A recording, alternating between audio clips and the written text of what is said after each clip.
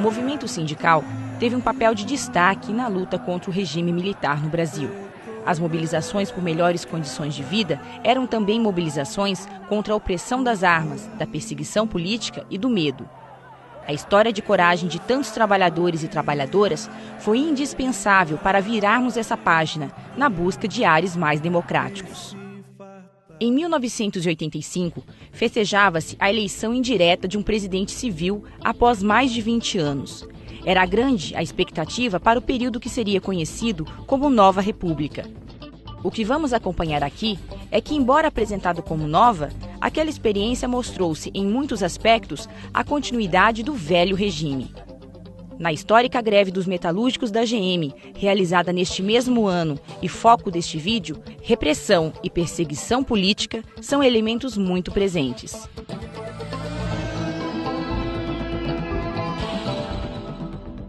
Eu acredito na rapaziada que segue em frente. A partir da explosão das mobilizações no ABC paulista, surge um novo sindicalismo. Além de pretender retirar da direção dos sindicatos os coniventes com o regime militar ainda vigente, os trabalhadores reivindicavam salário, direitos e uma nova ordem política, com liberdade e maior divisão das riquezas. A partir das greves, lideradas por ativistas políticos, entre os quais os da Convergência Socialista, a velha direção sindical acomodada à ditadura foi trocada. A Convergência Socialista, inclusive, é destacada nos registros da repressão, fazendo aquilo que denominaram de atividades subversivas. Foi em São José, num ato pela anistia, que o cartunista em fio criou o dito Bronca, personagem que marcaria a partir dali a atuação de um sindicato de luta e envolvido nas questões mais gerais do país. A luta pela anistia, pelas diretas já e por um novo país fazia parte das bandeiras da categoria. São greves que já tratavam da questão da nova república, da questão da crítica aos governos que sucederam ao regime militar, o governo Sarney, né? E se tratava de temas como constituinte, se tratava de todos esses temas. Vizinha da São Bernardo de Lula, São Caetano é também um grande polo industrial. Apesar de sua disposição de luta, os metalúrgicos de lá não conseguiram derrubar João Lins, líder sindical sem compromisso com a luta dos trabalhadores. Ele mesmo reconhece a repressão do regime contra as mobilizações operárias. Os companheiros já eram perseguidos, porque aqui existia um grupo de investigador que era chefiado pelo agente conhecido por Carioca. Então esse agente vivia permanente no sindicato e distribuía os homens dele na base. E não tem dúvida que lá dentro da empresa, onde os companheiros da oposição, que era mais forte dentro da General Motors, lá era onde os companheiros eram mais dedurados. Com uma direção que freava as lutas, ativistas da GM e de outras fábricas é que dirigiram várias greves, como as de 84 e 85. Em tempos de grande recessão, forte inflação e desemprego, existia muita ansiedade e incerteza. Tancredo Neves vence as eleições indiretas e um pacto social é proposto.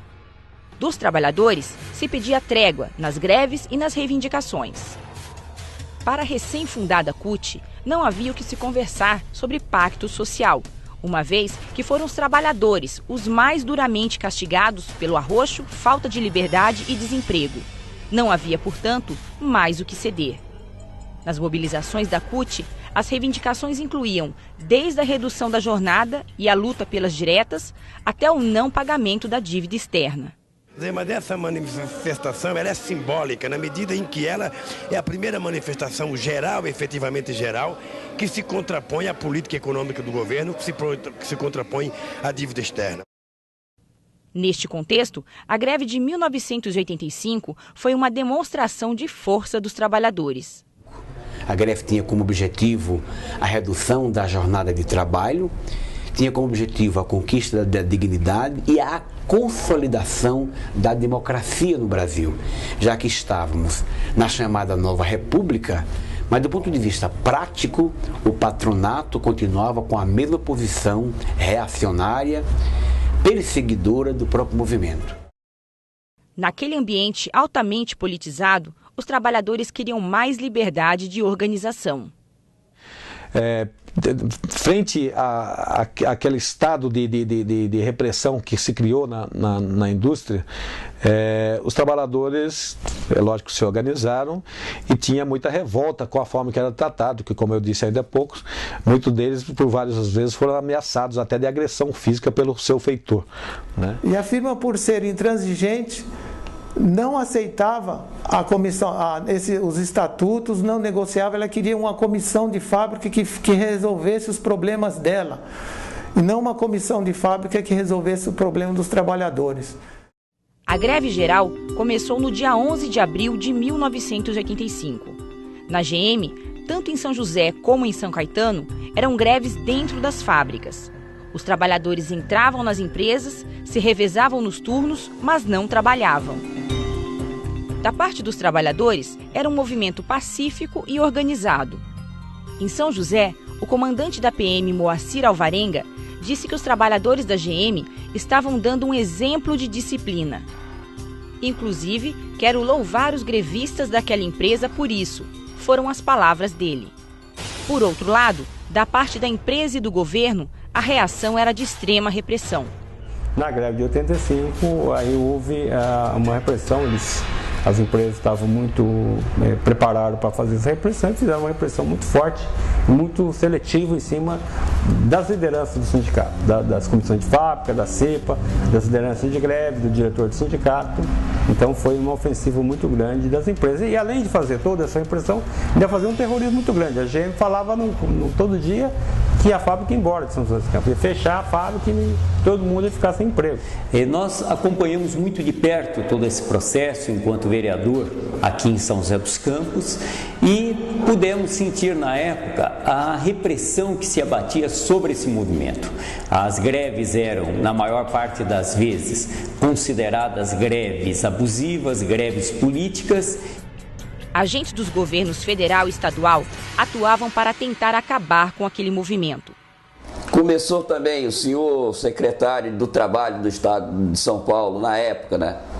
E o senhor ministro do Trabalho começou a fazer pressão para que nós desistisse da nossa luta política. Fomos, inclusive, ameaçados na época pelo ministro do Trabalho, dizendo que nós estávamos fazendo um movimento que estava abalando o governo, que estava abalando o presidente da República e que o governo tinha nos avisado que não ia permitir que essas coisas acontecessem. Então, como na época o governo do estado de São Paulo se chamasse Franco Montoro, também bateu pesado. Nós tivemos o Franco Montoro sobrevoando a nossa região,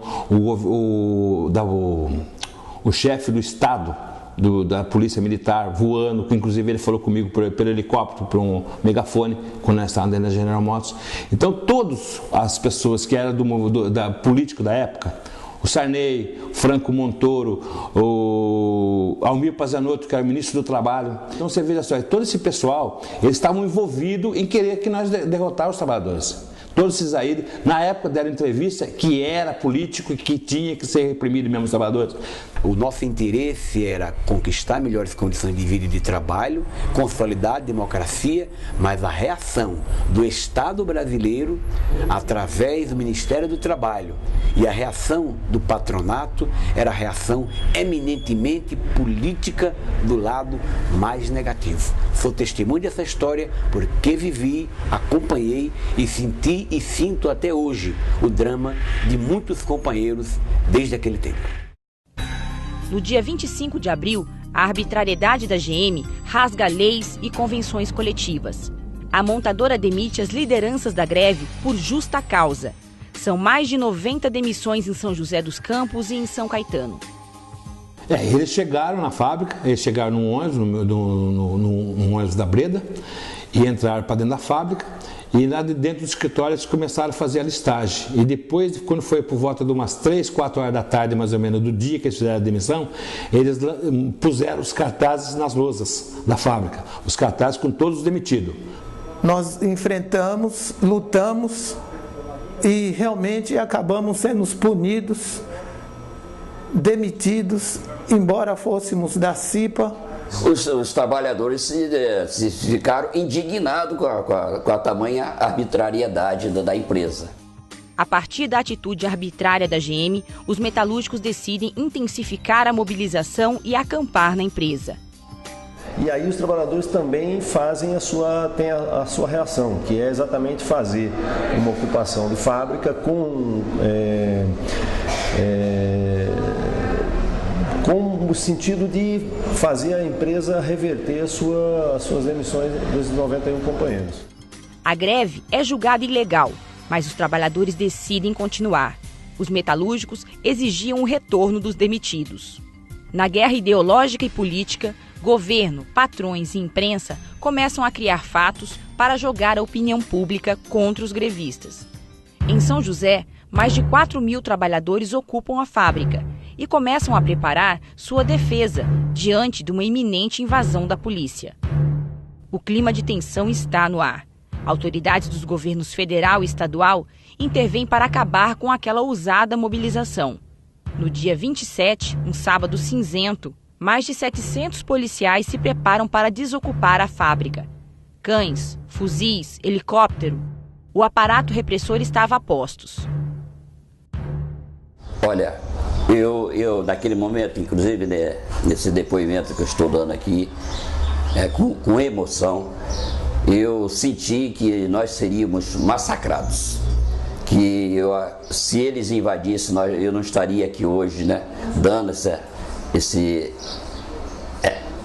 depoimento da nossa greve.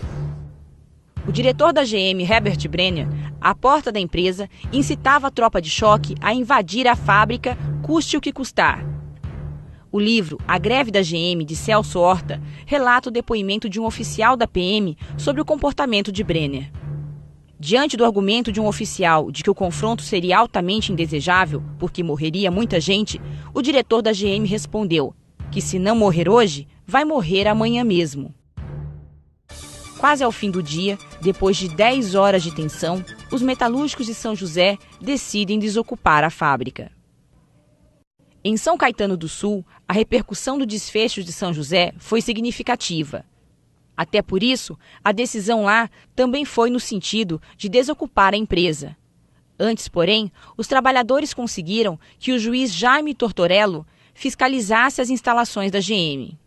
O objetivo é que a empresa não alegasse que seus bens haviam sido destruídos, como afirmaram em São José dos Campos.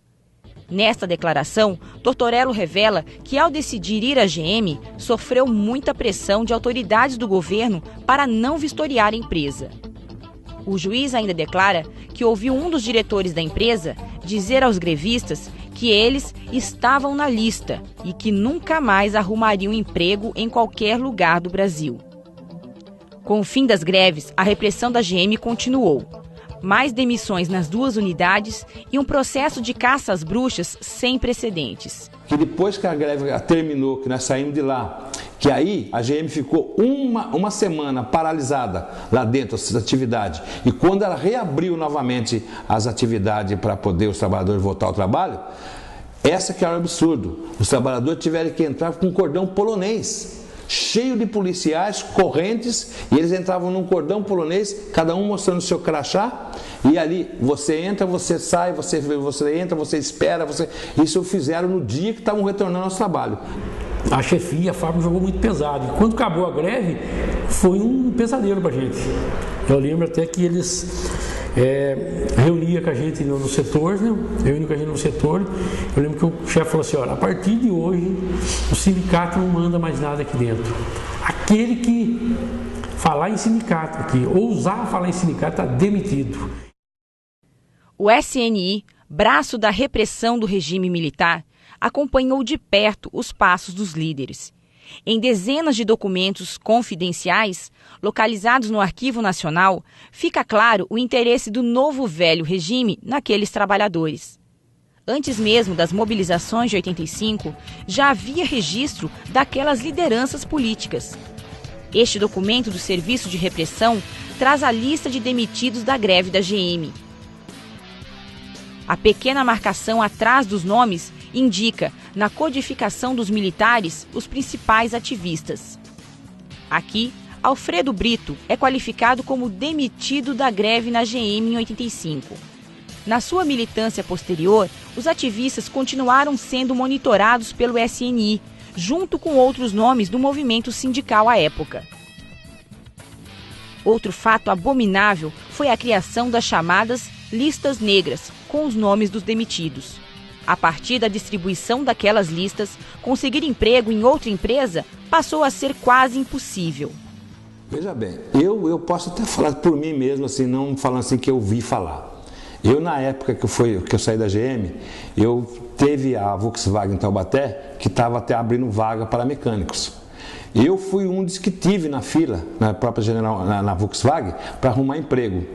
E quando chegou a minha vez, eu pegar uma senha para poder entrar, pararam em mim. Falaram assim, daqui para trás não tem mais vaga para ninguém, não tem mais senha.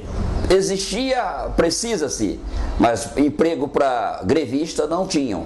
Nas empresas de grande porte, no município e na região, em todas onde eu fui trabalhar, onde eu fui fazer ficha ou fiz testes, eu não consegui. E a maioria dos nossos companheiros da comissão ou foram trabalhar como autônomos ou então em serviços informais. E eu era taxado de vagabundo porque eu tinha serviço no mercado e eu não trabalhava. Então a gente está sofrendo até hoje, há mais de 20 anos nós estamos sofrendo até hoje na pele essa retaliação que o governo fez em cima da gente. Em São José, o Ministério Público, a pedido do governador Franco Montoro, acabou processando criminalmente 33 trabalhadores, muito ativos durante aquela histórica greve. A acusação? Nada menos do que 8 artigos do Código Penal. Além da perda de seus empregos e da repercussão dos exageros divulgados pela imprensa, estes trabalhadores, até hoje, têm que provar que não são criminosos. A luta desses operários não foi uma luta qualquer. Tanto é verdade que na Constituição de 1988 foi aprovada a redução da jornada de trabalho para 44 horas semanais. Mas o efeito da perseguição política ocorre até hoje na vida destas pessoas. Foi uma tortura psicológica violentíssima. Famílias que nós conhecemos, que inclusive gente que acabou vindo a falecer, fruto disso, que famílias que foram desestruturadas por causa disso, da demissão, porque a acusação que tinha na cidade, envolvido por toda a cidade, fruto disso que foi feito através dos órgãos de repressão, é que aqueles eram terroristas. Eu me senti assim, um inútil dentro desse imenso país, né? Me senti um inútil de muitas vezes, eu passando aqui pelo viaduto do CTA, naquela época ali, eu sempre pensava em me atirar do viaduto. Na história destas pessoas, o ativismo político teve um alto custo, fruto da repressão estatal e de um sistema que oprime. Amplificando a voz destes trabalhadores, o clamor não poderia ser outro, senão justiça.